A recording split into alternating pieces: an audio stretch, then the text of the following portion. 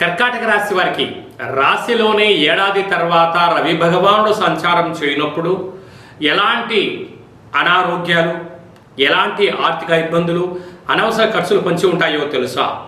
కర్కాటక రాశిలో ఏ నక్షత్రాలు వస్తాయనగా పునర్వసు నక్షత్రంలోని చివరి పాదం 4వ పాదము, పుష్యమి నక్షత్రంలోని 4 పాదాలు, ఆశ్లేష నక్షత్రంలో 4 పాదాలు కలిపితే కర్కాటక రాశి.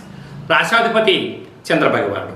రాశిలోనే ఏడాది తర్వాత రవి భగవానుడు సంచారం చేయడం వలన కనుక వీలైనంత వరకు ఆరోగ్యం కాపాడుకోవాలి.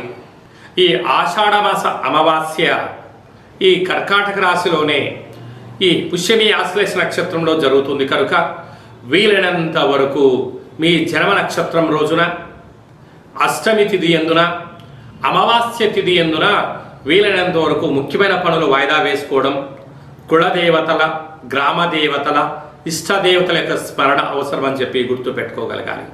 వీలైనంత వరకు ఆవేశం తగదు, ఆలోచన అవసరం. అష్టమ రాహు సంచార స్థితి ఉన్నప్పుడు సకాలంలో తిండి, సకాలంలో తగు వ్యాయామం అవసరం కనుక వాహన ప్రయాణాలు చేసేటప్పుడు ప్రమాదాలు పొంచి ఉన్నాయి, తస్మాత్ జాగ్రత్త.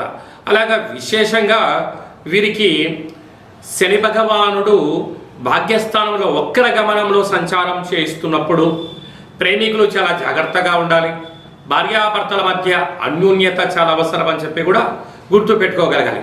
వ్యయంలో కుజ భగవానుడు సంచారం చేయనప్పుడు కుజదోష ప్రభావం కారణం వలన అనవసరమైన ఖర్చులు పొంచి ఉండడం, యంత్రాలతో, ఆయుధాలతో దయచేసి చెలగాట మాడవడం, ఎలక్ట్రానిక్ వస్తువులతో చాలా జాగ్రత్తగా ఉండాలి. శత్రువులు పొంచి ఉన్నారు, పోలీస్ స్టేషన్లు, కోర్టు సమస్యలు పొంచి ఉన్నాయి కనుక ఇలాంటి కాల సమయంలో రాశిలోనే రవి, వ్యయంలో కుజుడు, గ్రహాలు అనుకూలంగా లేనప్పుడు ఈ అమావాస్య తిథి సందర్భంగా పూజ అవసరం అని చెప్పి గుర్తు పెట్టుకోగలగాలి. మీ వ్యక్తిగత జాతకం తెలుసుకోవాలనుకుంటున్నారా? అయితే మీ యొక్క పేరు, పుట్టినటువంటి తేదీ, నెల, సంవత్సరం, పుట్టిన సమయం రాసి వాట్సాప్ పంపించగలరు. డేట్ ఆఫ్ బర్త్లో లేనటువంటి వారు మీ పేరుని తెలియచేస్తూ, మీ యొక్క రాశిని తెలియచేస్తూ కాళభైరవ ఉపాసన చేత అనగా రమణ శాస్త్రం ద్వారా భూత, భవిష్యత్, వర్తమానాన్ని తెలియచేయడం జరుగుతుంది. ఈ కింది నెంబర్ని అపాయింట్మెంట్ తీసుకొని సంప్రదించగలరు.